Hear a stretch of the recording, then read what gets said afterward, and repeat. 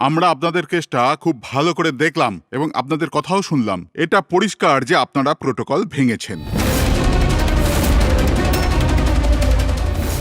এর আগে যে আমরা কোনো সিদ্ধান্ত নেই, যদি আপনি আপনার পক্ষ নিয়ে কিছু বলতে চান তো বলতে পারেন। আপনারা যখন স্থির করেই নিয়েছেন যে আমরা প্রোটোকল ভেঙেছি, তাহলে বাকি থাকলো কি?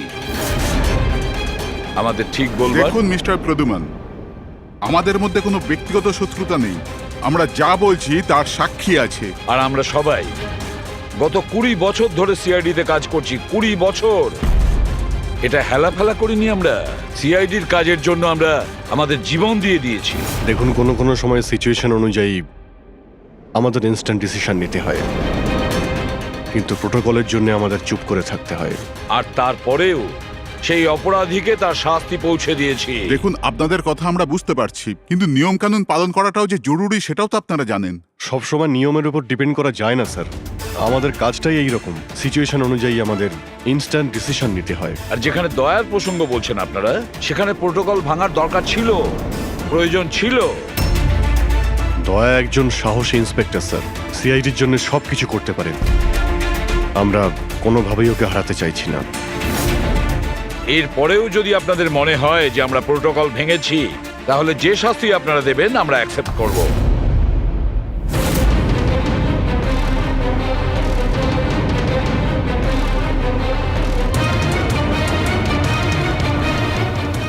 দেখুন, আমরা আপনাদের কথা মেনে নিচ্ছি, কিন্তু নিয়ম তো আপনারা ভেঙেছেন। আর নিয়ম তো ফলো করার জন্যই হয়, আপনারা তো আর আইনের থেকে ঊর্ধ্বে নয়। এই জন্য আমরা এই সিদ্ধান্ত নিয়েছি যে আপনাদের টিমটাকে ভাঙা হবে না, আপনারা কন্টিনিউ করতে পারেন। Thank you very much. কিন্তু আজ থেকে আপনাদেরকে মনিটর করা হবে।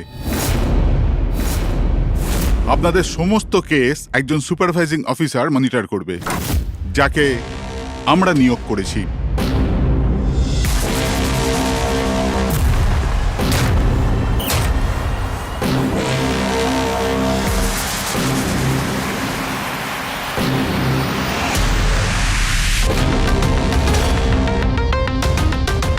হ্যালো, আমার নাম শীতল।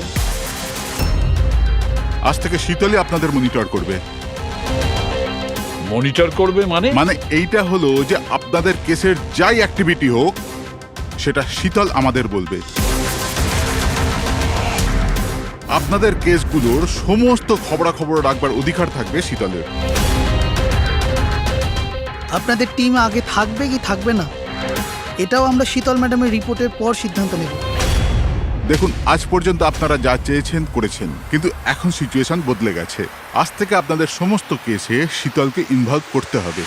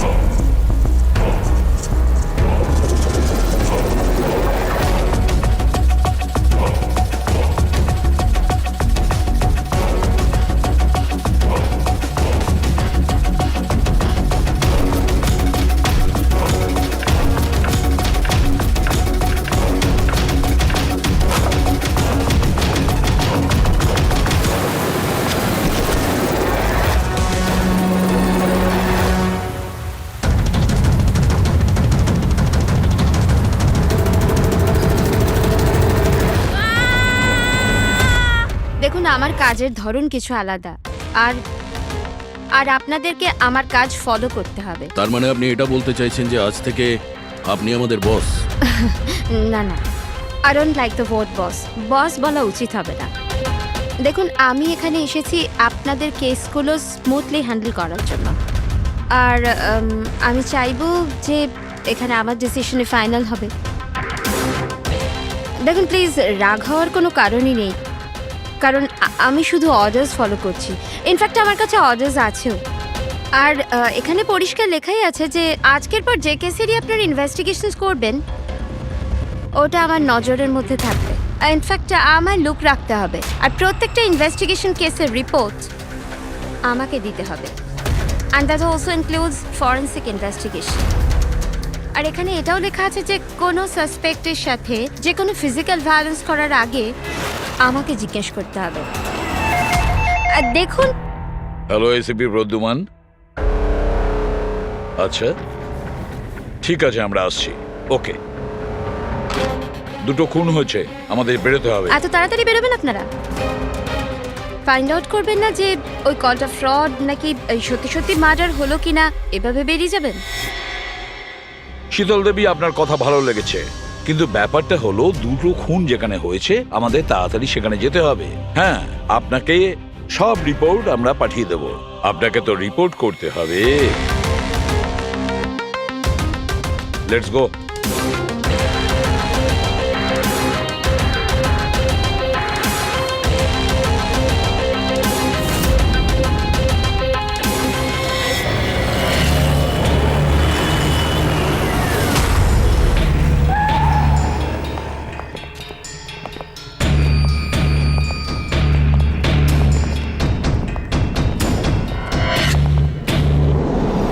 কোথায় খুন হয়েছে জানি না। জানো না? তার মানে আপনারাই ফোন করে বলেছিলেন যে খুন হয়েছে এখানে? দুটো খুন হয়েছে, তাই জন্যই আমি আপনাদের ডেকেছি। দুটো খুন হয়েছে, কিন্তু খুন কোথায় হয়েছে? লাশ দুটো কোথায়? জানি না স্যার, আমি শুধু শুনেছি। কি শুনেছো তুমি? চিৎকার চেঁচামেচির আওয়াজ? না, আমি সব কিছু শুনেছি, দেখেওছি, কিন্তু আমি ওখানে ছিলাম না। স্যার, ও কোনো বাজে স্বপ্ন দেখেছে, তাই এই সব কথাবার্তা দেখুন বলছে। ম্যাডাম, স্বপ্ন নয়, আমি খুন হতে দেখেছি। কবে, কখন, কোথায় সেটা আমি জানি না, কারণ আমি ওখানে ছিলামই না। যখন আপনি ওখানে ছিলেনই না, তাহলে আপনি এই খুন হতে দেখলেন কি করে? এই টিউনের মাধ্যমে।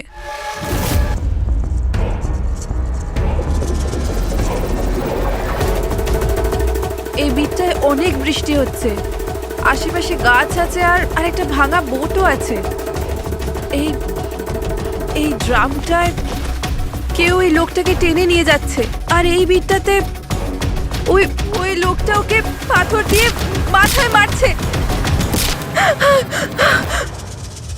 আচ্ছা, তুমি ওদেরকে খুন হতে দেখেছো মিউজিকের পার্ট শুনে? এটা হয়নি তো যে এগুলো তোমার শুনে কিছু ভেবেছো, আন্দাজ করেছো? স্যার, আমি গেস করিনি। এই মিউজিক আমি দেখতে পাচ্ছি। কিন্তু মিউজিকে খুন হতে দেখা কিভাবে সম্ভব? ম্যাম, অনন্যার শরীর খারাপ, তাই এরকম কথা বলছে। আপনি কে? স্যার, আমার নাম লতা, আমি এখানকার মেট্রন। আমি ওকে ছোটবেলা থেকে চিনি, যখন থেকে ও অরফেনেজে এসেছে। কি অসুখ হয়েছে অনন্যার? স্যার, ওর সিনেস্থেসিয়া আছে। সেনেথেসিয়া? ম্যাম, একটা কন্ডিশন আছে। নর্মাল কন্ডিশনের মানুষরা মিউজিক শুনতে পায়, কিন্তু এই কন্ডিশনে মানুষ মিউজিক শুনতে শুনতে ভিজুয়ালও দেখতে পায়, আর মিউজিক শুনতে শুনতে ভিডিওর মতো দেখতে পায়। আপনি তার মানে বলতে চাইছেন যে অনন্যা সাউন্ড দেখতে পায়? Yes sir. কি করে? আপনি চোখ বন্ধ করুন আর ইমাজিন করুন ড্রাম বিট শুনতে পাচ্ছেন। নিন, কল্পনা করছি। আপনি কি দেখতে পাচ্ছেন? ড্রাম বিটের আওয়াজ শুনতে পাচ্ছি, কিন্তু আমি কিছু দেখতে পাচ্ছি না। এটা নর্মাল কন্ডিশনে হয়, কিন্তু সিনেস্থেসিয়াতে মানুষ মিউজিকের সাথে নিশ্চয়ই কিছু না কিছু দেখতে পায়। যেমন কিছু মানুষদের দেখতে পায়, রং দেখতে পায়, বা যে কোনো কিছু দেখতে পায়। তার মানে এই মিউজিকের পার্ট শুনে তুমি ওই খুন দুটো হতে দেখেছো? হ্যাঁ। আমার মনে হচ্ছে যে অনন্যা মিউজিক শুনে যেটা দেখছে ওটা আসলে নেই, ও ওটাকে ভিজুয়ালাইজ করছে, যেমন আমরা স্বপ্নে দেখি। কিন্তু স্বপ্নতে যেটা আমরা দেখি সেটা ভিজুয়ালাইজ করি, কিন্তু সেটা সত্যিকারের হয় না। স্যার না, স্যার আমি যেটা দেখছি সেটাই বাস্তব। যেটা আমি দেখছি সেটা খুব ভয়ঙ্কর, যেন আমি টিভিতে কাউকে মার্ডার হয়ে যেতে দেখছি। আর দুটো আলাদা আলাদা মিউজিকে দুটো আলাদা আলাদা খুন হচ্ছে, একটা পাথর দিয়ে হচ্ছে আর একটা ক্রোবার দিয়ে। আচ্ছা, আর একটা খুনের ব্যাপারে তুমি কিছু বলতে পারবে? খুনটা কোথায় হয়েছে, তার আশেপাশে কোথায় কি ছিল, খুনি কে, কি করছিল?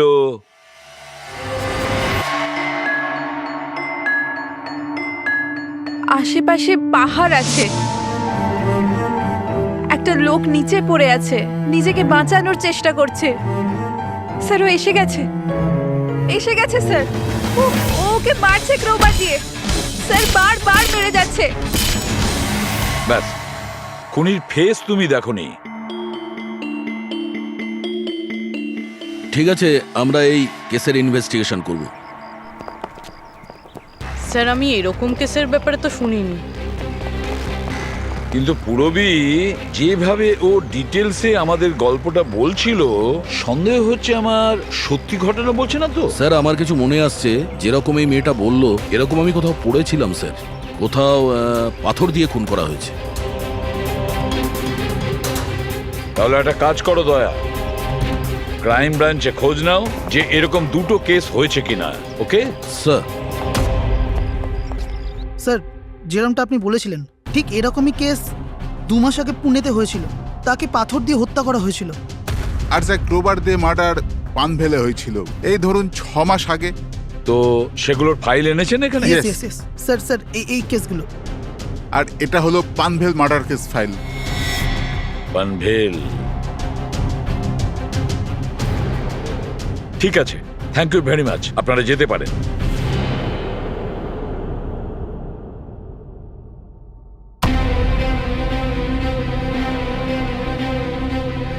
আমি খুন হতে দেখেছি, আশেপাশে গাছ আছে আর একটা ভাঙা বোটও আছে। যেটা ভিজুয়ালে দেখেছিল সেটা একদম হুবহু ওই রকম স্যার। তার মানে ও যা বলছে তার সঙ্গে মিলে যাচ্ছে। অদ্ভুত ব্যাপার স্যার, এই দুটো ঘটনার কথা আজ মিউজিক শুনে অনন্যা ভিজুয়ালাইজ করেছেন, কিন্তু এই দুর্ঘটনা দুটো একটা 6 মাস আগে আর আরেকটা তো 2 মাস আগে হয়েছে। এটা কিভাবে সম্ভব? যে মেয়েটা এই ক্রাইম সিনে ছিলই না, সে সব কিছু ভিজুয়ালাইজ কি করে করলো? আমি মানি না। আর বাই দ্য ওয়ে, এই সিনিস্থেসিয়া কি? আসলে এটা বোঝানো খুব কঠিন, কিন্তু আমি চেষ্টা করছি বোঝানোর। দেখুন, ব্যাপারটা হচ্ছে যখন আপনি কোনো বিশেষ জিনিসের ঘ্রাণ নেন, তখন তার সঙ্গে জড়িত সমস্ত স্মৃতি আপনার মনে আসে। এটা ধরুন কোনো বিশেষ ব্যক্তি বা কোনো বিশেষ জায়গা, সবকিছু। ধরে নিতে পারেন যে এই গন্ধ এক প্রকার আপনার মেমারিকে ট্রিগার করে, কিন্তু এটা শুধুমাত্র সিনিস্থেসিয়ার কন্ডিশনই হতে পারে। এই কেসে সুগন্ধর জায়গায় কোনো মিউজিকে পেয়ে গেছে। এক্স্যাক্টলি। এবার দেখুন, মেয়েটি একটা বিশেষ ধরনের মিউজিক শুনেছে। ওই মিউজিকটার একটা বিশেষ জায়গায় একটা বিশেষ ধরনের প্রিলিউড ব্যবহার করা হয়েছে, যেটা ওকে একটা গাছের স্মৃতি মনে করিয়ে দেয়। আর আরেকটা ইনস্ট্রুমেন্টেও লোকটাকে দেখেছিল। এক্স্যাক্টলি। বাস আমার মনে হয় খুনি এই খুনের ঘটনাটাকে কোনো বিশেষ পদ্ধতিতে মিউজিকে কনভার্ট করেছে। মানে হচ্ছে যখন মিউজিক বাজে তখন ওই ঘটনার সঙ্গে জড়িত সমস্ত জিনিস, সমস্ত জায়গা স্মৃতিকে আলোড়িত করে। কিন্তু এই সমস্ত কিছু সেই ভিজুয়ালাইজ করতে পারে যার সিনিস্থেসিয়া রোগ আছে, অন্য কেউ নয়। আর এটাই ওই অরফানেজের মেট্রনও বলেছে। আপনাদের কাছে এই সব কিছু অদ্ভুত লাগছে না? যাই হোক, কেস সলভ করা আমাদের কাজ। স্যার হতে পারে এই খুনিরও এই সিনেস্থেসিয়ার অসুখ আছে, আর ওই এই মিউজিক রেকর্ড করেছে, কারণ এই মার্ডার আর ক্রাইম সিনের ব্যাপারে ওই জানে। কিন্তু জানতে কি করে পারবো যে এই মিউজিকটা কম্পোজ করে ইন্টারনেটে কে আপলোড করলো? আর সেটা খুঁজবই বা কি করে স্যার? ফেডরিক, ইন্টারনেট খোলো, দেখো ইন্টারনেটে এই পার্টিকুলার মিউজিক পিসগুলো যেগুলো দুটো কেসে আছে সেগুলো কোথাও আছে কিনা।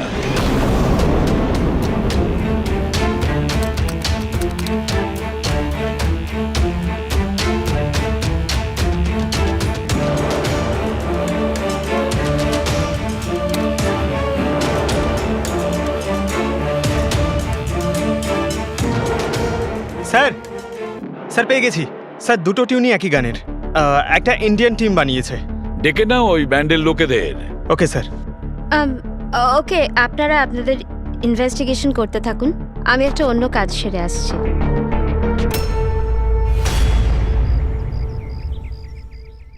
অনন্যা, আমার নাম শীতল। আমার তোমার সাথে কিছু কথা বলার ছিল। আমরা কি কথা বলতে পারি? অনন্যা, দেখো অনন্যা, আই প্রমিস বেশি সময় নেব না, ব্যাস 5 মিনিট।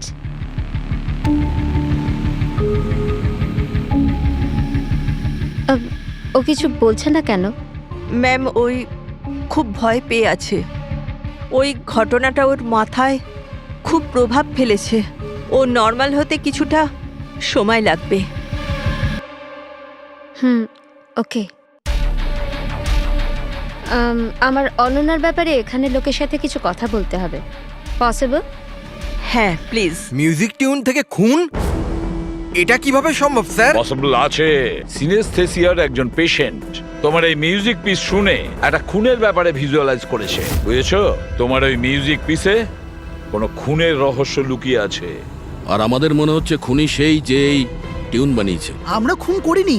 আর আর সত্যিটাই হলো যে এই টিউন আমরা কম্পোজই করিনি। এই টিউন আমরা ফ্রি সাইট থেকে ডাউনলোড করেছিলাম। কোন সাইট থেকে ডাউনলোড করেছিলে দেখাও। দেখুন স্যার, এই দেখুন স্যার। স্যার এই টিউনটা আমাদের পছন্দ হয় তাই ডাউনলোড করে আমরা গানে দিয়ে দিই। কে আপলোড করেছিল এই টিউনটা? স্যার এটা অজ্ঞাত, অ্যানোনিমাস। অজ্ঞাত? আমাদের সেই অজ্ঞাতকে খুঁজতে হবে। ম্যাম ও আমাদের স্টাফ। ও হলো পূজা, ও হলো রমেশ, ও আরতি। এমনিতে ও এনজিওতে কাজ করে, কিন্তু আমাদের এখানে প্রায় আসা যাওয়া করে। আপনাদের কিছু বলার ছিল অ্যাকচুয়ালি অনন্যার ব্যাপারে। আপনারা কি অনন্যার ব্যাপারে কিছু বলতে পারেন আমায়? যেমন ও কোথা থেকে এসেছিল, কবে এসেছিল, আর ওভারঅল অরফানেজে অনন্যার ব্যবহার কেমন? অনন্যা খুবই অদ্ভুত মেয়ে, সব সময় যেন ডিস্টার্ব থাকে। ও এখানে কবে এসেছিল? ছোটবেলা থেকেই, কিন্তু ওকে ভিন্ন ভিন্ন দুবার লোকে অ্যাডপ্ট করেছিল, কিন্তু জানি না কেন কিছুদিন রাখার পর আবার এখানে এসে ফিরিয়ে দেয়। কেন? এর কারণ? নিশ্চয়ই ওর খারাপ ব্যবহারের জন্য, ওর মাঝে মাঝে ঝগড়া করার জন্য, মাঝে মাঝে ভায়োলেন্ট হয়ে যেত। ব্যাস এই অভ্যেসটা ওর ছোটবেলা থেকেই ছিল। কি ভুলভাল বলছো তুমি? অনন্যা এমন নয়, এসব ভুল বলছে। ম্যাম সত্যি আমি এখানে প্রায়ই আসা যাওয়া করি, কিন্তু কখনো অনন্যাকে এমন আচরণ করতে দেখিনি। ও সবই ভুল বলছে। তো তাহলে সত্যিটা কি? সত্যিটা এটাই, অনন্যা ছোট থেকে খুব কষ্টে বড় হয়েছে। হ্যাঁ, এর জন্য কখনো কখনো ও অদ্ভুত ব্যবহার করে থাকে। অদ্ভুত ব্যবহার নয় ম্যাডাম, এটা ভেবে নিন অনন্যাকে যদি কেউ ক্রস করেছে তাহলে ওর সাথে দুর্ঘটনা হবেই হবে। এই তো আগের মাসে অরফানেজের বাচ্চাদের সাথে কি হয়েছিল মনে নেই নাকি? কেন ভুলভাল বলছো? কি হয়েছিল বলো। ম্যাম আগের মাসে একটা বাচ্চার ফুড পয়জন হয়ে গেছিল, আর ওই দিনই ওর ঝগড়া অনন্যার সাথে হয়েছিল। আচ্ছা, তার মানে তুমি বলছো যে এটা অনন্যা করেছে? হ্যাঁ। ভেবে চিন্তে কথা বলো রমেশ, খুবই বাজে কথা বলছো অনন্যার নামে। পেট্রন, অনন্যাকে অরফানেজ থেকে দুটো ফ্যামিলি অ্যাডপ্ট করেছিল, কিন্তু তারা ফেরত পেয়ে যায়। এর পিছনে কোনো কারণ তো থাকবেই। হয়তো অনন্যারই কোনো দোষ ছিল, খামতি ছিল। আমি মানতে পারলাম না। এনিওয়ে, অনন্যার ব্যাপারে কি কোনো ফাইল আছে যেখানে ওসব ডিটেলস আছে? সেটা কি আমি দেখতে পারি? হ্যাঁ নিশ্চয়ই।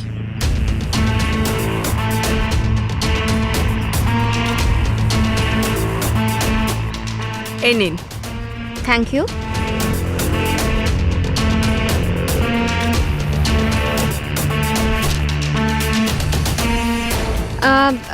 থ্যাংক ইউ মেট্রন, কিন্তু আমাকে এখনই বেরোতে হবে।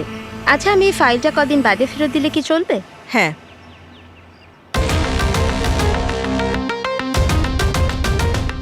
হ্যালো, আমাকে যাদের সিনেস্থেসিয়া আছে না, ওনাদের সাথে দেখা করার আছে, আর ওদের ব্যাপারে কিছু জানার আছে। এই 3 জনের সিনেস্থেসিয়া আছে। 1 মিনিট, আপনাদের কিছু দেখাতে চাই আমি।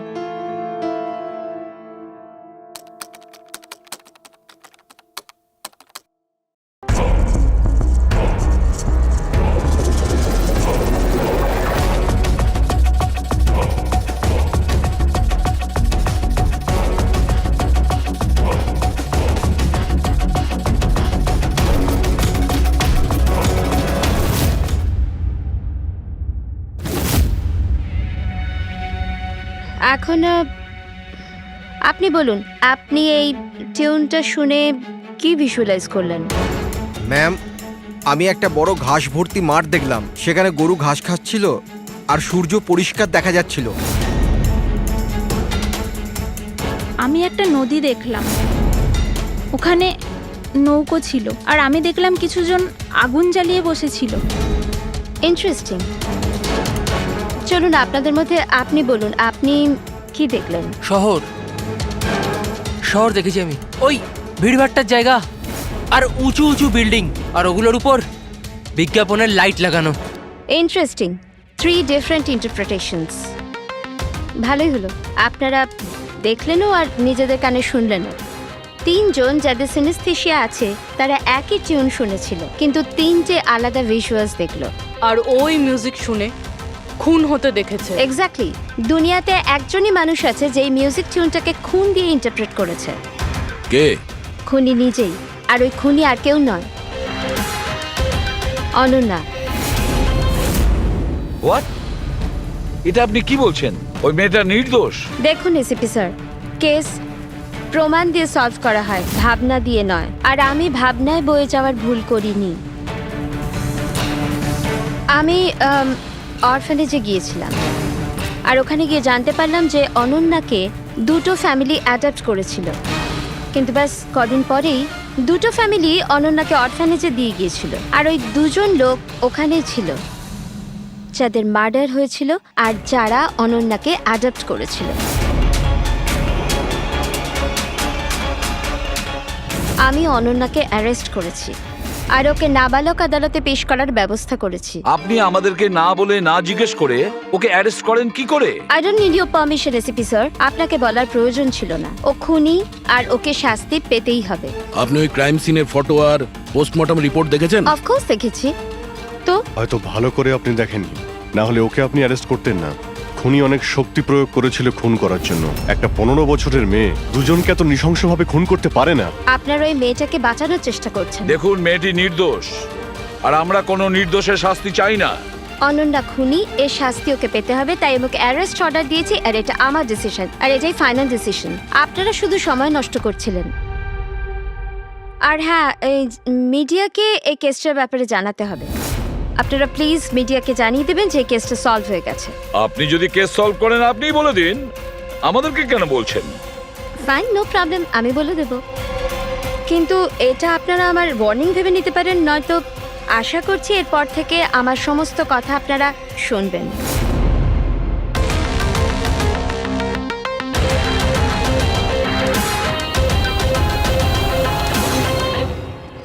আপনারা এটা জেনে খুবই খুশি হবেন যে এই কেসটা সলভ হয়ে গেছে। ম্যাম, কে খুনি? খুনি একটা 16 বছরের মেয়ে যার নাম অনন্যা। বেশ কিছুদিন ধরেও আমাদের সবাইকে বোকা বানিয়ে দিব্যি ঘুরছিল, কিন্তু আমি ওকে অ্যারেস্ট করে নিয়েছি। ম্যাম, এই কেসটা অনেক পুরনো না? হ্যাঁ, এই কেস বেশ পুরনো ছিল। ইনফ্যাক্ট বেশ কিছুদিন ধরে ওটা ক্রাইম ব্রাঞ্চের খরচের খাতায় পড়েছিল, কিন্তু সিআইডি যখনই টেক ওভার করলো 24 ঘন্টায় কেস সলভ। তো ম্যাম, আপনিও সিআইডির একজন? আগে হ্যাঁ, আমি আজই সিআইডি টিম জয়েন করেছি অ্যাজ দ্য সুপারভাইজার। আর জয়েন করতেই একদিনে কেস সলভ হয়ে গেল। যদি এই কেস অনেক সময় থেকে ঠান্ডা হয়েছিল, সিআইডি তাহলে কেন টেক ওভার করেনি এটাকে? কারণ এই টিমে আগে আমি ছিলাম না, এই জন্যে। কিন্তু ম্যাম, অন্য অনেকে তো ছিল টিমে। হ্যাঁ, এনারা প্রায় 20 বছর ধরে আছেন আর মামলা তদন্ত করতেই থাকেন। কিন্তু আসলে ওনারা কখনো কখনো ভাবুক হয়ে যান। আর কোনো কেসে ভাবুক হওয়া মানে ইনভেস্টিগেশন থেমে যায়। ইনভেস্টিগেশনের জন্য কেবল লজিকের দরকার, যেটা আমি করেছি, আর কেস সলভ হয়ে গেছে। 1 মিনিট, আমি আপনাদের ভুল ধারণা শুধরে দিচ্ছি। আসলে এই কেসটা এখনো পুরো সলভ হয়নি। হয়নি? এই তো একটু আগে বললো যে কেস সলভ হয়ে গেছে। স্যার, এই কেসে আর কি বেঁচে আছে? খুনি তো ধরা পড়ে গেছে। একদমই না, খুনিকে আমরা এখনো ধরতে পারিনি। কিন্তু ম্যাডাম তো বলছেন যে খুনি ওই মেয়েটাই। এরকম ম্যাডামের মনে হচ্ছে। আমাদের ইনভেস্টিগেশনের হিসেবে হয়তো ওই মেয়েটা নির্দোষ। স্যার, তাহলে আসল খুনি কে? ইনভেস্টিগেশন চলছে, খুব তাড়াতাড়ি আপনাদের সামনে সত্যিটা চলে আসবে। I am sorry, no more questions. সময় নেই আর। Thank you so much for coming. Thank you. আপনাদের সাহস কিভাবে হয় এই মিডিয়ার সামনে আমাকে ইনসাল্ট করার? আপনাদের এই ব্যবহারটা আমি দেখে নিলাম, and trust me, there will be consequences. খুব দ্রুত আমাদের খুনিকে ধরতে হবে, না হলে শীতল পদে পদে আমাদের বাধা দেওয়ার চেষ্টা করবে। অভিজিৎ, প্রথমে এটা খোঁজ নিয়ে দেখতে হবে যে ও যে সময় খুন হয়েছিল তখন ও কোথায় ছিল? আমাদের একটা টিম পুনে পাঠাতে হবে এই কেসটাকে তদন্ত করার জন্য, আর আরেকটা টিম পাঠাতে হবে পানভেলে। আপনারা এটা জেনে খুবই খুশি হবেন যে এই কেসটা সলভ হয়ে গেছে। খুনি একটা 16 বছরের মেয়ে। ইনফ্যাক্ট বেশ কিছুদিন ধরে ওটা ক্রাইম ব্রাঞ্চের খরচের খাতায় পড়েছিল, কিন্তু সিআইডি যখনই টেক ওভার করলো 24 ঘন্টায় কেস সলভড।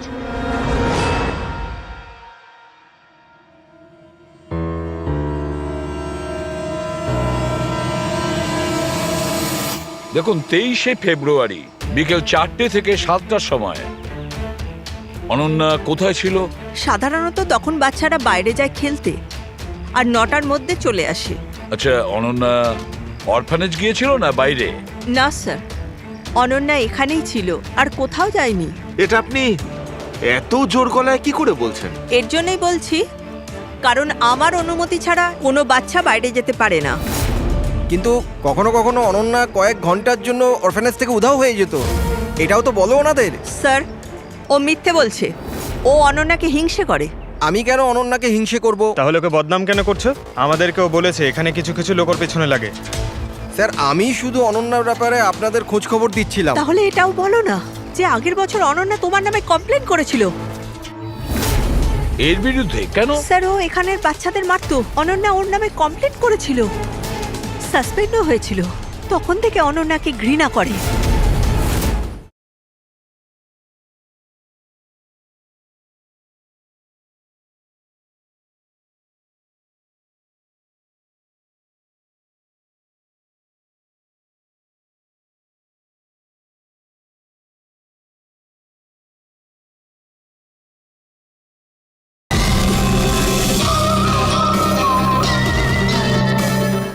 স্যার, ও এখানের বাচ্চাদের মারতো। অনন্যা ওর নামে কমপ্লেন করেছিল, সাসপেন্ডও হয়েছিল।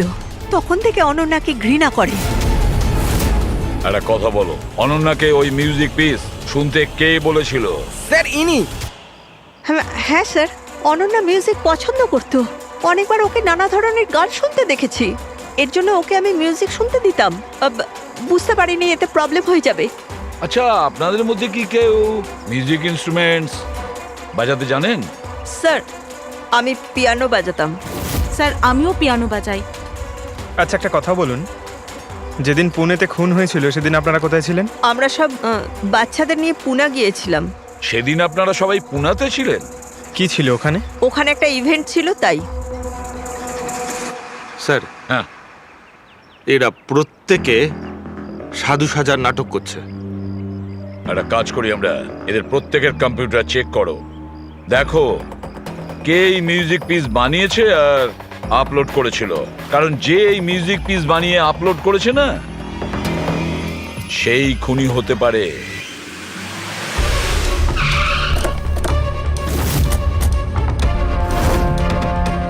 এই মেয়েটা এখানে 2 মাস আগে এসেছিল।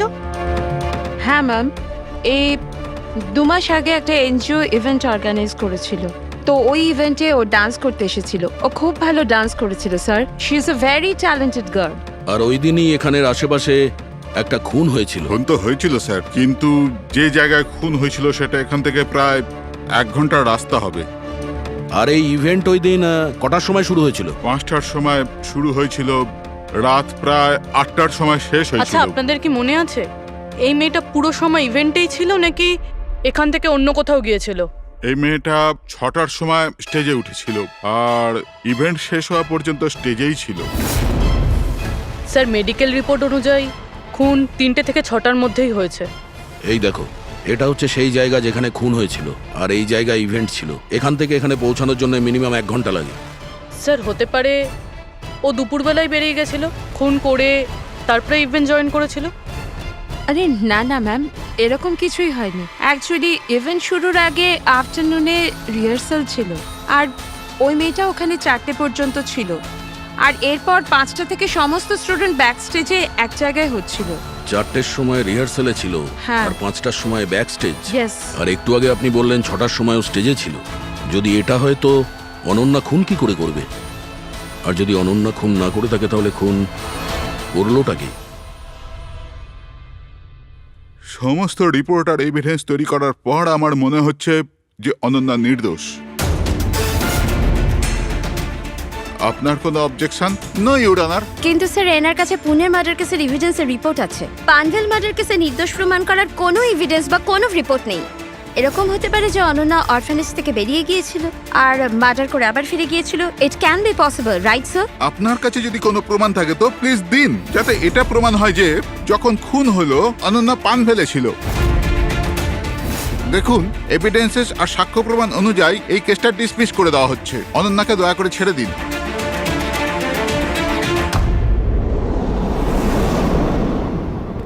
শাহরুখে কি জানতে পারলে? হ্যাঁ বস, ধরে নাও এই কেসটা সলভ হয়ে গেছে। শীতল আমাদের ডেমনস্ট্রেট করে দেখিয়েছিল যে সিনিস্থেসিয়ার দুটো আলাদা আলাদা রোগী একই ধরনের মিউজিক শোনার পরে আলাদা আলাদা ইন্টারপ্রিট করে থাকে। হ্যাঁ বস, আমি আমার বন্ধুর থেকে সবকিছু জেনেছি, যে এই ব্যাপারে এক্সপার্ট। ও আমাকে অন্য কথা বললো। নতুন কি আপনি জানতে পেরেছেন? এমন দুজন ব্যক্তি যারা সিনিস্থেসিয়ারই পেশেন্ট, এক ধরনের মিউজিক শোনার পরেও একই ধরনের রিয়াক্ট করে। এটা কিভাবে হতে পারে স্যার? হতেই পারে পুরবি, যদি দুজন রোগীর মধ্যে রক্তের সম্পর্ক থাকে তাহলে হতে পারে। ও শীতল যা বলেছিল সেটাও ঠিক ছিল, কিন্তু সম্পূর্ণভাবে ঠিক ছিল না। কিছু রেয়ার কেসে এরকমটা হয়, যেমন আমার বন্ধু বলেছে। হ্যাঁ, কিন্তু দুজন রোগী যদি একই পরিবারের হয় তবে। কাকা, জ্যাঠা বা ভাইও হতে পারে। না না, ইমিডিয়েট ফ্যামিলি মেম্বারই হতে হবে, যেরকম মা বাবা, ভাই বোন। তা কেন? সেটা এই কারণে ফ্রেডি, কারণ এটা একটা জেনেটিক অসুখ। বাস মেডিকেল জার্নাল থেকে আমি এরকম কিছু আর্টিকেল বার করছি, এসো তোমাকে দেখাচ্ছি। আরো কেউ আছে যে অনন্যার মতো ওই দুটো মিউজিক পিসের ওপর একই ভিজুয়াল দেখতে পায়, যেটা অনন্যাও দেখে? আমি আপনাদের কি করে ধন্যবাদ জানাবো? আপনারা আমায় জেল যাওয়া থেকে বাঁচালেন। আমরা শুধুমাত্র সেটাই করেছি যেটা আমাদের ডিউটি, অপরাধীদের জেলের ভেতরে আর নিরপরাধীদের মুক্তি। কিন্তু আসামিটা কে? তোমার কোনো আত্মীয়। আমার ফ্যামিলি মেম্বার? হ্যাঁ অনন্যা, কারণ তোমার কাছে যে ধরনের ভিজুয়ালস এসছে সেই ধরনের ভিজুয়ালস তার কাছেই যেতে পারে যার সঙ্গে তোমার রক্তের সম্পর্ক আছে, আর সেই এই ধরনের মিউজিক বানিয়েছে। কিন্তু স্যার, আমার ফ্যামিলি মেম্বার কি করে হতে পারে? আমি তো অনাথ না। আছে কেউ যাকে তুমি চেনো না? তাহলে জানতেও চাই না। ছোট থেকে আমার স্বপ্ন ছিল যে আমার পরিবারের সবাই আসবে আর আমায় এসে নিয়ে যাবে, আমরা একসাথে আনন্দে থাকবো। আর আপনারা বলছেন ও কোনো খুনি? আমরা তোমাকে শুধু সেটাই বলছি যেটা সত্যি। অনন্যার নামের প্যাকেজ এসেছে, দরজার বাইরে রাখা ছিল।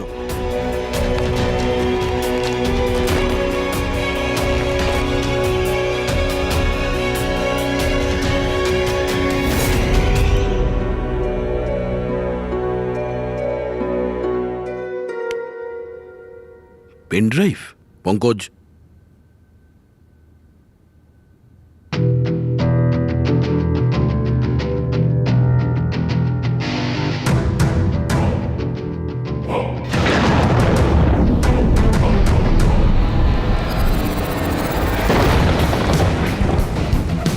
আমি বাড়ি দেখতে পাচ্ছি, খুব বিদ্যুৎ চমকাচ্ছে।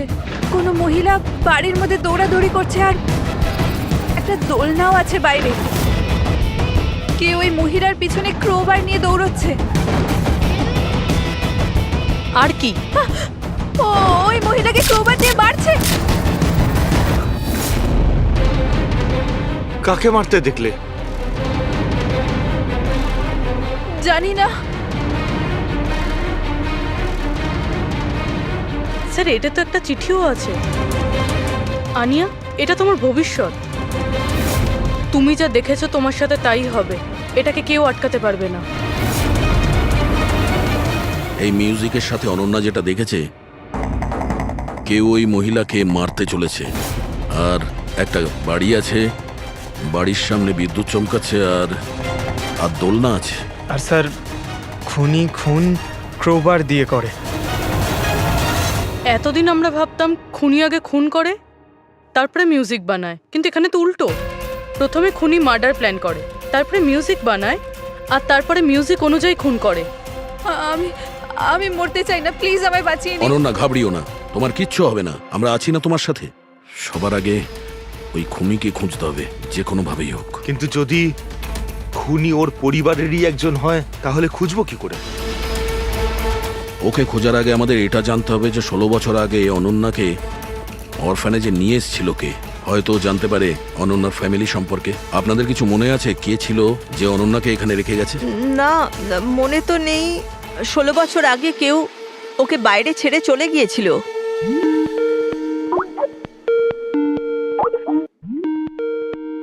শীতল ম্যাডামের ফোন, ভিডিও কল করছে। হ্যালো, আমি বাস এটাই বলার জন্য ফোন করলাম যে ওই মেয়েটাই খুনি। সময় নষ্ট করবেন না আপনারা, প্লিজ ওকে গ্রেপ্তার করুন। শীতল ম্যাডাম, কোর্ট তার সিদ্ধান্ত জানিয়ে দিয়েছে। আর কোর্টের কি সিদ্ধান্ত সেটা আপনিও শুনেছেন। এই কোর্টের চক্করে আপনারা সময় নষ্ট করছেন। প্লিজ আপনারা ভুল, আর আপনাদের এটা মেনে নিতেই হবে। স্যার, স্যার এটা সেই বাড়ি। ওই বাড়ি?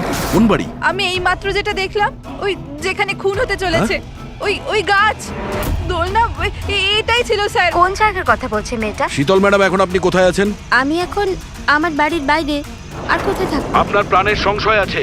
কি বলছেন আপনি অফিসার? আমার প্রাণ বিপদে, আমাকে কে মারবে? দেখুন শীতল ম্যাডাম, উনি আপনাকে মারার জন্য মিউজিক কম্পোজ করেছে, যেটাও আমাদের পাঠিয়েছে। আর ওই মিউজিকের হিসাবে আপনার ঘরের কি লোকেশন। বাচ্চাদের মতো কথা বলছেন অফিসার? আমাকে ভয় পাওয়ানোর জন্য সব করছেন না, আর আমি ভয় পাচ্ছি না। আর আমাকে সব বলছেন আপনাদের কেসের পথে আমি বাধাটা। শীতল ম্যাডাম, এই ব্যাপারে আমরা পরেও কথা বলতে পারবো। আমার কথা মন দিয়ে শুনুন। আপনি ইমিডিয়েট বাড়ির ভেতরে যান আর দরজা জানলা সব বন্ধ করুন। আর আমরা যতক্ষণ না ওখানে পৌঁছই, আপনি কারোর কথায় দরজা খুলবেন না। মানে? আমি আপনাকে পরে বোঝাবো। এখন আমি আপনাকে যেটা বললাম সেটা করুন।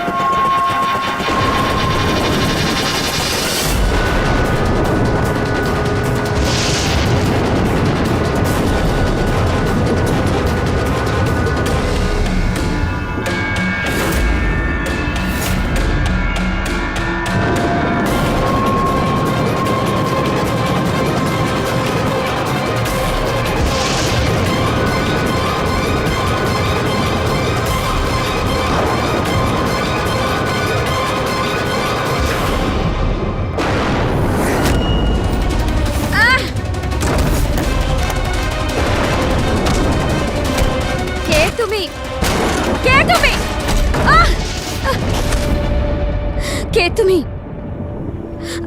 তুমি আমার উপর আক্রমণ করছো কেন? তুমি জানো না এর ফল কি হবে? আমি তোমাকে ছাড়বো না। আমার কাছ থেকে বেঁচে তুমি পালাতে পারবে না। কে তুমি?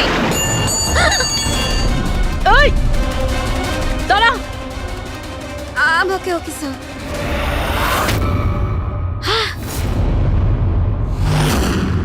আরতি, তুমি? স্যার, আমিও পিয়ানো বাজাই। শীতল ম্যাডাম, আমরা আপনাকে আগেও বলেছিলাম অনন্যা খুনি নয়। আই এম সরি স্যার, আমার আপনাদের কথা বোঝা উচিত ছিল। আমি আমার মতো করে ইনভেস্টিগেশন করেছিলাম, আর আপনারা আপনাদের মতন। আমরা দুজনেই আমাদের ডিউটি করেছিলাম অফিসার। ট্রাস্ট মি, আমার ক্যারিয়ারে প্রথম হলো যে আমার জাজমেন্ট ভুল হলো। ওটা ঠিক আছে, আপনার মাথায় আঘাত না লেগেছে না না আমি ফ্রেডি অ্যাম্বুলেন্সকে ফোন করো তাড়াতাড়ি।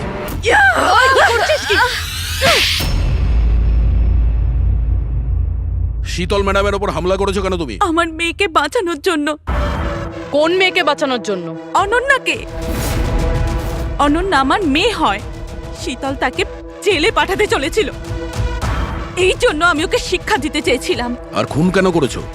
17 বছর আগে যখন আমি প্রেগনেন্ট ছিলাম, আমার স্বামী আমাকে মানসিক হসপিটালে পৌঁছে দিয়েছিল, কারণ আমি মানসিকভাবে অসুস্থ ছিলাম। ওখানে আমি 15 বছর ছিলাম। কিন্তু কিন্তু কি? কিন্তু আমার স্বামী আমার মমতার গলা টিপে দিয়েছিল। কি করে? অনন্যা ওখানেই জন্মেছিল, কিন্তু ওকে আমার কাছ থেকে ছিনিয়ে নিয়েছিল। 15 বছর পর আমি বাইরে এলাম, তখন আমি জানতে পেরেছিলাম যে আমার স্বামী মারা গেছে, কিন্তু অনন্যা কোথায় আছে আমি জানতাম না। ও বেঁচে আছে কি নেই সেটাও আমি জানতাম না। আমি অনেক অরফানেজে ওকে খোঁজার চেষ্টা করেছিলাম, ওকে কোথাও পেলাম না। ওর ব্যাপারে কি করে জানতে পারলেন আপনি? 6 মাস আগে যখন আমি এই অরফানেজে এলাম, তখন আমি অনন্যার কেস ফাইল পেলাম। আমি জানতে পারলাম যে অনন্যাকে 2 জন মানুষ অ্যাডপ্ট করেছে, আর তারপর ওকে ফেরত পাঠিয়ে দিল। কিন্তু যখনই আমি জানতে পারলাম যে অনন্যার সিনেস্থেশিয়া আছে আর ও সব দেখতে পাচ্ছে যেটা আমি মিউজিকে প্ল্যান করেছিলাম, তখনই আমি রিয়েলাইজ করলাম যে অনন্যা আমারই মেয়ে। এই জন্য আমি 2 জনকে খুন করে দিলাম। আমি ওই মানুষগুলোকে ঘেন্না করি যারা অনাথ বাচ্চাকে অ্যাডপ্ট করার পরেও তাদের ফিরিয়ে দিয়ে যায়। আমি অনন্যাকে সবকিছু বলে দিতে চেয়েছিলাম, কিন্তু আপনাদের অনুসন্ধানের ফলে আমি থেমে গেলাম, কেননা আমার মনে হলো যে আপনারা অনন্যাকে সন্দেহ করবেন। এই জন্য আমি চিঠি পাঠিয়ে আপনাদের মন অন্যদিকে ফিরিয়ে দেওয়ার চেষ্টা করেছিলাম, কিন্তু আপনারা আমার প্ল্যানকে ভেস্তে দিলেন। যে মেয়েকে পাওয়ার জন্য তুমি 2টো জীবন নিয়েছো, এখন সারা জীবন ওই মেয়ের থেকে দূরে থাকতে হবে তোমায়, জেলের ভেতরে, কাল কোঠরিতে।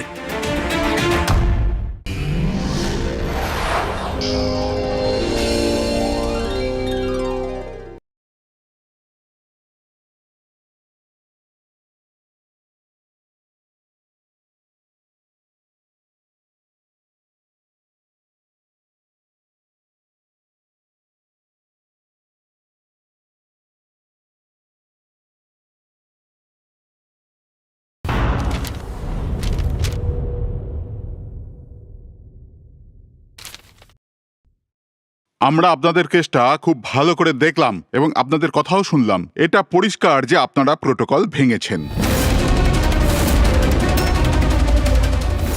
এর আগে যে আমরা কোনো সিদ্ধান্ত নেই, যদি আপনি আপনার পক্ষ নিয়ে কিছু বলতে চান তো বলতে পারেন। আপনারা যখন স্থির করেই নিয়েছেন যে আমরা প্রোটোকল ভেঙেছি, তাহলে বাকি থাকলো কি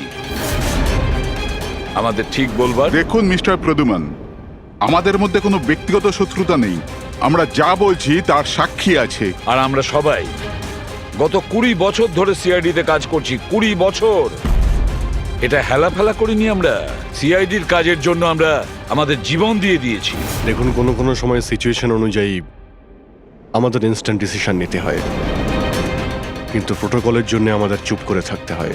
আর তারপরেও সেই অপরাধীকে তার শাস্তি পৌঁছে দিয়েছি। দেখুন, আপনাদের কথা আমরা বুঝতে পারছি, কিন্তু নিয়ম কানুন পালন করাটাও যে জরুরি সেটাও তো আপনারা জানেন।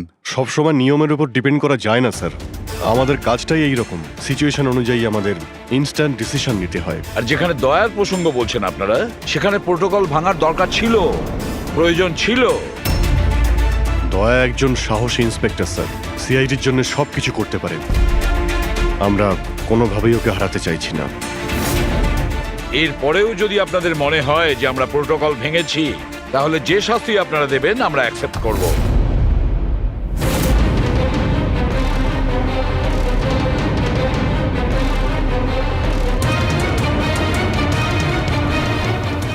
দেখুন, আমরা আপনাদের কথা মেনে নিচ্ছি,